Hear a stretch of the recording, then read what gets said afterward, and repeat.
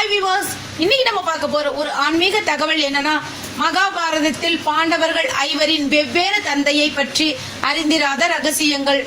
This video is sponsored by BuyMode e-shopping application. நம்ம இந்த அப்ளிகேஷனுக்கு போனா சில்ட்ரன்ஸ்க்கு, மென்ஸ்க்கு, விமென்ஸ்க்கு தேவையான எல்லா பொருட்களுமே இங்க கிடைக்கும். உங்களுக்கு தேவைப்பட்டா பர்ச்சேஸ் பண்ணிக்கலாம். இந்த ஆப் பிளே ஸ்டோர்ல அவைலபிள், ஆப் ஸ்டோர்லயும் அவைலபிள். அண்ட் தென் இதனோட லிங்க் டிஸ்கிரிப்ஷன்ல கொடுத்திருக்கோம். தேவைப்பட்டா பர்ச்சேஸ் பண்ணி என்ஜாய் பண்ணிக்கோங்க. இப்போ வீடியோக்குள்ள போலாமா?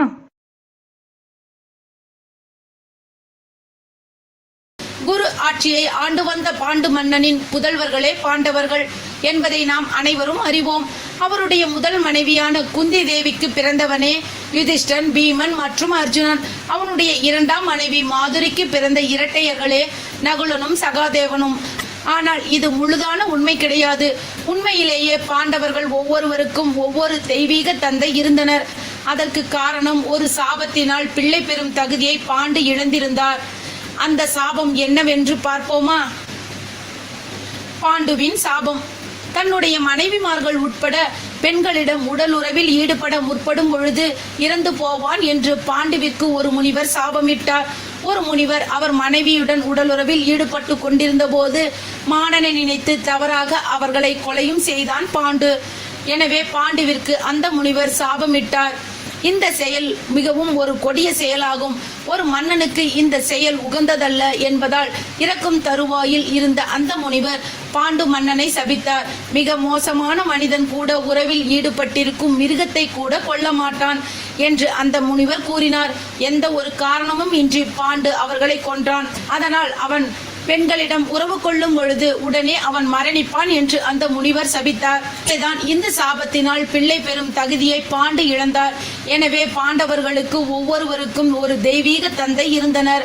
யுதிஷ்டரின் தந்தை யமதர்மன் ஆவார்.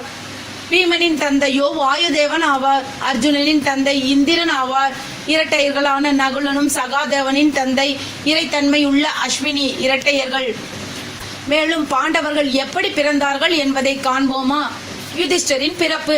பாண்டுவின் இயலாமைக்கு பிறகு இயல்பற்ற முறையிலே கருவுற்றவன் தான் யுதிஷ்டர். தேவர்களை வழிபட்டு வேண்டிக் கொள்ளும் சக்தியை தன்னுடைய பாலிய பருவத்திலே குந்தி தேவிக்கு வரமாக அளித்திருந்தார் துர்வாச ரிஷி. ஒவ்வொரு தேவரையும் அவர் வழிபட்டு அதன் மூலம் ஒரு குழந்தையை அருளி வழங்குவார். அவளின் இந்த வரத்தை பயன்படுத்துமாறு பாண்டு வலியுறுத்தியதால் தீர்ப்பின் கடவுளான யமதர்மனை வழிபட்டு வேண்டி யுதிஷ்டரை பெற்றெடுத்தாள் குந்தி. பீமனின் பிறப்பு. குந்தியின் வரத்தை பயன்படுத்துமாறு பாண்டு வலியுறுத்தியதால் காற்றின் கடவுளான வாயுதேவனை வழிபட்டு பீமனை பெற்றெடுத்தாள் குந்தி. மற்ற பாண்டவ சகோதரர்களுடன் சேர்ந்து சமயம், அறிவியல், நிர்வாகம் மற்றும் கலைகளை கிருபாச்சாரியார் மற்றும் துரோணாச்சாரியார் ஆகியோரிடமிருந்து கற்றுக்கொண்டான் பீமன். குறிப்பாக சொல்ல வேண்டுமானால் தன்னுடைய கதையை பயன்படுத்துவதில் அவன் வலியவனாகவே திகழ்ந்தான். இந்த காவியம் முழுவதும் பீமனின் பலமாக திகழ்வது அவனுடைய உடல் பலமே. அர்ஜுனனின் பிறப்பு. அர்ஜுனன் பிறந்த பொழுது கடவுள்கள் பாடினார்கள் என்று மகாபாரதம் கூறுகிறது. அவன் இந்திரனின் மகன் என இந்த தகவல் சுட்டிக்காட்டுகிறது.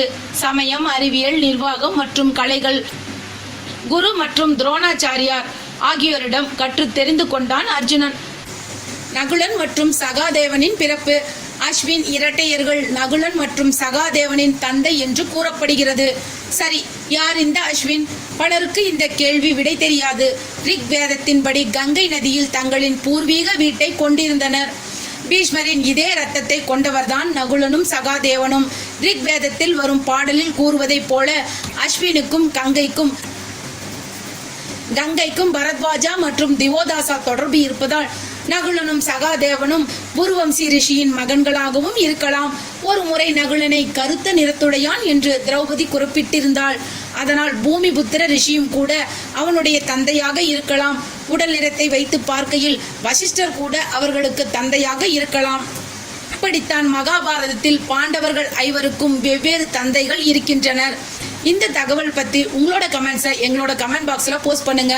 உங்களுக்கு பிடிச்சிருந்தா லைக் பண்ணுங்க, ரொம்ப பிடிச்சிருந்தா ஷேர் பண்ணுங்க. இது வரைக்கும் எங்க சேனலை சப்ஸ்கிரைப் பண்ணலைன்னா சப்ஸ்கிரைப் பண்ணிடுங்க. Thank you viewers.